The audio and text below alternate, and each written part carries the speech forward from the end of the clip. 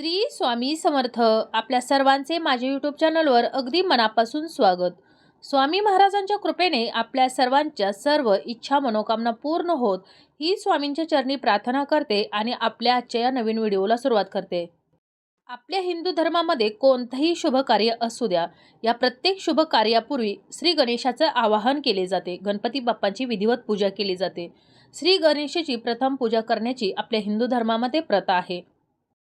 त्याचबरोबर या गणपती बाप्पांना बुद्धीची, ज्ञानाची आणि संपत्तीची देवता म्हटलं जातं. हा गणपती बाप्पा आपल्या भक्तांचे सर्व दुःख हरण करतो, म्हणून त्याला विघ्नहर्ता असं देखील म्हटलं जातं.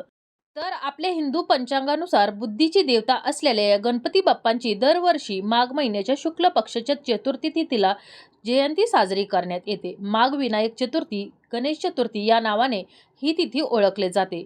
त्यानुसार यंदा आपण 13 फेब्रुवारीला ही गणेश जयंती साजरी करणार आहोत.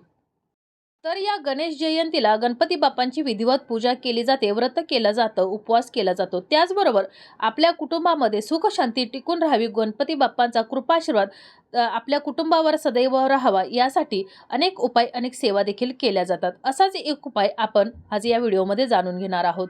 तर आपण आज या व्हिडिओमध्ये आईनं आपल्या मुलांसाठी एक मुठभर हिरवे मूग घ्यायचे आहेत आणि मी ज्या ठिकाणी सांगणार आहे तर त्या ठिकाणी या मागी गणेश जयंतीच्या दिवशी अर्पण करायचे आहेत, जेणेकरून मुलांच्या विवाहामध्ये येणारे अडथळे असतील किंवा संतान प्राप्तीमध्ये, पुत्रप्राप्तीमध्ये येणारे अडथळे असतील, संकट असतील किंवा घरामध्ये पैसा टिकत नसेल, दारिद्र्य असेल, एखाद्यानं जर करणी बाधा केली असेल, नजर दोष असतील, वास्तुदोष असतील, तर ते सर्व दूर होऊन आपल्या मुलांची, पतीची, घराची भरभराट होणार आहे, प्रगती होणार आहे. आणि त्यासाठीच आईनं आपल्या मुलांसाठी, आपल्या पतीसाठी, आपल्या घरासाठी हा अत्यंत साधा सोपा परंतु अत्यंत प्रभावशाली उपाय या मागी गणेश जयंतीला करायचा आहे. आता हा उपाय कसा करायचा आहे, केव्हा करायचा आहे हे जाणून घेण्याकरिता व्हिडिओ शेवटपर्यंत पहा, जेणेकरून संपूर्ण माहिती तुमच्यापर्यंत पोहोचेल. तसेच चॅनलवर जे नवीन आहे त्यांनी चॅनलला सबस्क्राईब करा, जेणेकरून आपले असेच येणारे नवनवीन माहितीमय आणि भक्तिमय व्हिडिओ तुमच्यापर्यंत पोहोचत राहतील. व्हिडिओ पाहत असताना व्हिडिओला लाईक करायला विसरू नका. तर आपण आज जो हा उपाय पाहणार आहोत, तर हा उपाय आईनं आपल्या मुलांसाठी करायचा आहे आणि त्यासाठी एक वाटीभर हिरवे मूग घ्यायचे आहेत आणि या मागी गणेश जयंतीच्या दिवशी सकाळी लवकर उठून स्नान करायचं आहे. स्नान करत असताना अंघोळीच्या पाण्यामध्ये चिमूटभर हळद आणि चिमूटभर मीठ टाकून स्नान करायचं आहे. शक्यतो घरातील सर्वच व्यक्तींनी अशा प्रकारे स्नान करायचं आहे. त्यानंतर गणपती बाप्पांची, आपल्या देवघरातील देवांची विधिवत पूजा करायची आहे. त्यानंतर आपल्याला गणपती बाप्पांना सर्व प्रिय असणाऱ्या वस्तू त्यांना अर्पण करायचे आहेत. त्याचबरोबर माता लक्ष्मीची देखील आपल्याला या ठिकाणी विधिवत पूजा करायची आहे. तुम्ही देवघरात देखील गणपती बाप्पांची, माता लक्ष्मीची पूजा करू शकता किंवा एका चौरंगावरती लाल किंवा पिवळ्या रंगाचं वस्त्र अंथरून त्यावरती तुम्ही गणपती बाप्पांची मूर्ती तसेच माता लक्ष्मीची मूर्ती स्थापन करून त्यांची पूजा करू शकता. तसेच ही पूजा झाल्यानंतर गणपती बाप्पांना मोदकाचा नैवेद्य अर्पण करायचा आहे. देशी गाईच्या तुपाचा दिवा लावायचा आहे.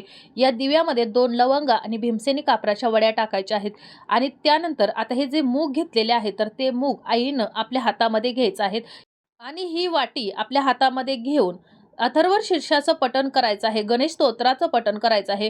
ओम श्री गणेशाय नमः या बीजमंत्राचं पठण करायचं आहे. 108 वेळा तुम्हाला ओम श्री गणेशाय नमः या बीजमंत्राचं पठण करायचं आहे. आणि हे जे मूग आहेत, हिरवे मूग, तर हे हिरवे मूग आपल्याला अभिमंत्रित करायचे आहे, जेणेकरून आपण हा जो उपाय करत आहोत तर हा उपाय पूर्णत्वास जाईल. आणि कोणताही उपाय करत असताना अगदी मनापासून आणि श्रद्धेने केला तरच त्याचा आपल्याला निश्चित फळ प्राप्त होत असतं. त्यामुळं आपण हा उपाय करत असताना अगदी मनापासून करायचा आहे. त्याचबरोबर या मागी गणेश जयंतीच्या दिवशी आईनं दिवसभर उपवास करायचा आहे, व्रत करायचं आहे, गणपती बाप्पांचं नामस्मरण करायचं आहे, माता लक्ष्मीचं नामस्मरण करायचं आहे. आता हे जे मूग आहे तर ती वाटी मुगाची पुन्हा एकदा गणपती बाप्पांच्या चरणाजवळ आपल्याला ठेवून द्यायची आहे. त्यानंतर आपल्या मनामध्ये जे काही विचार असतील, काही समस्या असतील, अडचणी असतील, मग आपल्या मुलांच्या बाबतीत असतील किंवा आपल्या पतीच्या बाबतीत असतील, घरासंबंधित असतील, जी काही संकट असतील, विघ्न असतील, तर ती सर्व या गणपती बाप्पांजवळ, विघ्नहर्त्याजवळ बोलून दाखवायची आहेत. ही सर्व पूर्ण करण्यासाठी गणपती बाप्पांना मनापासून प्रार्थना करायची आहे, लक्ष्मी मातेला प्रार्थना करायची आहे. आणि त्यानंतर आपण हे जे मूग ठेवलेले आहे तर त्यातील थोडेसे मूग आपल्याला काढून घ्यायचे आहेत. त्यानंतर एक गुळाचा छोटासा खडा घ्यायचा आहे, एक बेलपत्र घ्यायचं आहे आणि शमीपत्र घ्यायचं आहे, म्हणजेच शमीच्या झाडाचे आपल्याला पान घ्यायचं आहे. त्यानंतर आपल्याला एक तांब्याभर पाणी घ्यायचं आहे आणि या पाण्यामध्ये आपण हे जे घेतलेले मूग आहेत तर ते टाकायचे आहेत. त्याचबरोबर हा जो गुळाचा खडा आहे तर तो गुळाचा खडा देखील आपल्याला या पाण्यामध्ये टाकायचा आहे. शमीपत्र टाकायचं आहे, बेलपत्र टाकायचं आहे आणि त्याचबरोबर आपल्याला हळदी कुंकू व्हायचं आहे, ह्याची या तांब्याची आपल्याला पूजा करायची आहे. आणि त्यानंतर आपल्या जवळपास जर एखादं शंकराचं महादेवांचं जर मंदिर असेल तर त्या मंदिरामध्ये जाऊन आपल्याला ही शिवलिंगावरती अर्पण करायचं आहे. हे जल अर्पण करत असताना आपल्या मनामध्ये ज्या काही इच्छा असतील, मनोकामना असतील तर त्या सर्व पूर्ण करण्यासाठी भगवान महादेवांना, भोलेनाथांना प्रार्थना करायची आहे. आणि हे जे आपण जल नेलेलं आहे तांब्यावर पाणी, तर ते शिवलिंगावरती आपल्याला अर्पण करायचं आहे. त्याचबरोबर तुम्ही या ठिकाणी शिवलिंगाची विधिवत पूजा देखील करू शकता. शिवलिंगावरती बेलपत्र वाहू शकता, फुलं अर्पण करू शकता. त्याचबरोबर तुम्ही अभिषेक देखील करू शकता. त्याचबरोबर आपल्याला हे जे तांब्यावर जे जल नेलेलं आहे तर ते जल अर्पण करायचं आहे. त्यानंतर तिथं बसून आपल्याला 108 वेळा ओम नमः शिवायचा जप करायचा आहे. त्यानंतर अगदी मनोभावे हात जोडून भगवान महादेवांना आपली इच्छा मनोकामना पूर्ण करण्यासाठी, आपले जे काही संकट आहे, मग मुलांसंबंधित आहे, पतीसंबंधित आहे, घरासंबंधित आहे, मुलांचे जर विवाह ठरत नसतील, संतान प्राप्ती होत नसेल, पुत्रप्राप्ती होत नसेल, घरामध्ये पैसा अडका टिकत नसेल, तर ते सर्व काही या भगवान महादेवांजवळ बोलून दाखवायचं आहे. कारण भगवान भोलेनाथ हे शिवशंभो अत्यंत दयाळू असून आपल्या भक्तांच्या सर्व इच्छा मनोकामना ते पूर्ण करत असतात. आणि म्हणूनच आपण हा अगदी साधा सोपा जो उपाय केलेला आहे तर ते उपायाने देखील ते आपल्यावर प्रसन्न होत असतात. परंतु कोणताही उपाय करत असताना अगदी मनापासून आणि श्रद्धेने केला तरच आपल्यावरती भगवानांची कृपा होते. त्यामुळं आपण हा उपाय करत असताना अगदी मनापासून करायचा आहे. भगवान भोलेनाथांना, भगवान श्री गणेशांना, माता लक्ष्मीला आपल्याला मनापासून प्रार्थना करायची आहे. ही मी जी सेवा करत आहे ही सेवा पूर्णत्वास जाऊ दे आणि माझ्या मुलांवरचे सर्व संकट विघ्न दूर होऊ दे. माझ्या मुलांच्या प्रगतीमध्ये, विवाहामध्ये जे अडथळे असतील तर ते सर्व दूर होण्यासाठी या भोलेनाथांना आपल्याला प्रार्थना करायची आहे. त्यानंतर हे जे मूग ठेवलेले आहेत तर त्यातील एक मूठभर मूग घ्यायचे आहेत आणि आपल्याला एका हिरव्या रंगाच्या कपड्यामध्ये बांधायचे आहेत. आणि त्यानंतर ते आपल्या जवळच असणाऱ्या एखाद्या गणपती बाप्पांच्या मंदिरामध्ये जायचं आहे. तिथं जाऊन आपल्याला गणपती बाप्पांची विधिवत पूजा करायची आहे आणि गणपती बाप्पांना हे जे हिरवे मूग आहेत तर ते अर्पण करायचे आहेत. त्याचबरोबर तसेच या विघ्नहर्त्याला आपल्या सर्व इच्छा मनोकामना पूर्ण करण्यासाठी, तसेच आपल्यावरची सर्व संकट विघ्न दूर करण्यासाठी प्रार्थना करायची आहे. त्यानंतर यातील आपल्याला थोडेसे मूग पुन्हा एकदा घ्यायचे आहेत आणि या दिवशी आपल्याला दानधर्म देखील करायचा आहे. आणि हा दानधर्म करण्यासाठी आपल्याला हिरवे मूग आणि तांदूळ लागतील. तर आपण दुसरे अजून मूग घ्यायचे आहेत आणि हे आपण अभिमंत्रित केलेले मूग आहेत. तर ते मूग या आपण घेतलेल्या मुगामध्ये टाकायचे आहेत. त्याचबरोबर तांदूळ घ्यायचे आहेत आणि हे मूग आणि तांदूळ आपल्याला दान करायचे आहेत. दानधर्म या दिवशी केल्यानं बुध ग्रहाची विशेष कृपा होते.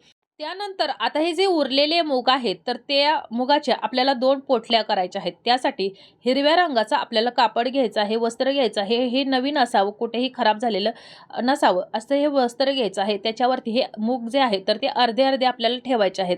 त्याच्यावरती आपल्याला हळदी कुंकू व्हायचं आहे, अक्षता व्हायचे आहेत. पुन्हा एकदा या मुगांची आपल्याला पूजा करायची आहे. हा उपाय आपल्याला बुधवारी करायचा आहे. म्हणजेच मागी गणेश जयंतीच्या दुसऱ्या दिवशी आपल्याला हे मूग उचलायचे आहेत. तोपर्यंत हे गणपती बाप्पांच्या चरणाजवळच आपल्याला ठेवून द्यायचं आहेत. आणि हे जे मूग आहे तर ते अभिमंत्रित झालेले आहेत. तर ही एक पोटली आपल्या मुलांच्या जवळ ठेवायची आहे.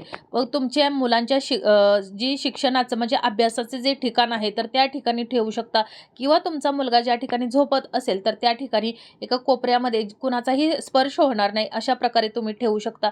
किंवा एखादी घरामध्ये अशी जागा असते की त्या ठिकाणी तुमचा मुलाचा वावर जास्त असतो तर त्या ठिकाणी तुम्ही ही पोटली ठेवू शकता. त्यानंतर ही जी दुसरी पोटली आहे तर ती तुमच्या पतीचा जर व्यवसाय असेल, नोकरी असेल तर त्या ठिकाणी तुम्ही जर गल्ला असेल किंवा तिजोरी असेल तर त्या ठिकाणी ही दुसरी पोटली ठेवायची आहे.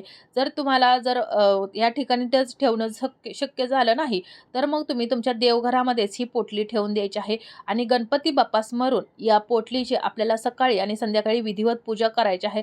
सर्व इच्छा मनोकामना पूर्ण करण्यासाठी आपल्याला प्रार्थना करायची आहे.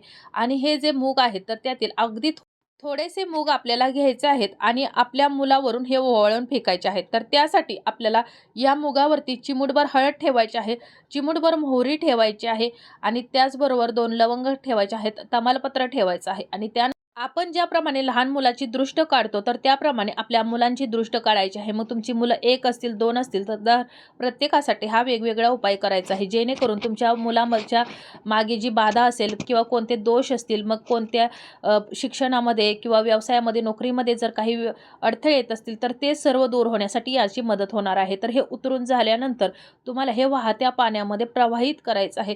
जर वाहत्या पाण्यामध्ये प्रवाहित करणं जर शक्य झालं नाही तर तुम्ही तुमच्या जवळ जवळपास असणारे एखाद्या ठिकाणी तुम्ही याचा खड्डा खांदून हे पुरण देखील टाकू शकता आणि शक्य झालं नाही तर तुम्ही ह्या वस्तू जाळून टाकायच्या आहेत, परंतु याचा आपल्याला विल्हेवाट लावायची आहे.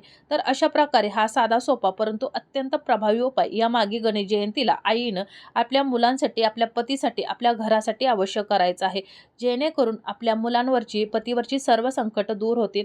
आपल्या मुलांच्या विवाहामध्ये जर काही अडथळे येत असतील किंवा संतान प्राप्तीमध्ये, पुत्रप्राप्तीमध्ये, घरामध्ये पैसा टिकत नसेल किंवा जर कोणी कर्णीबाधा केली असेल, वास्तुदोष असतील, तर ते सर्व काही यामुळे दूर होण्यास मदत होणार आहे.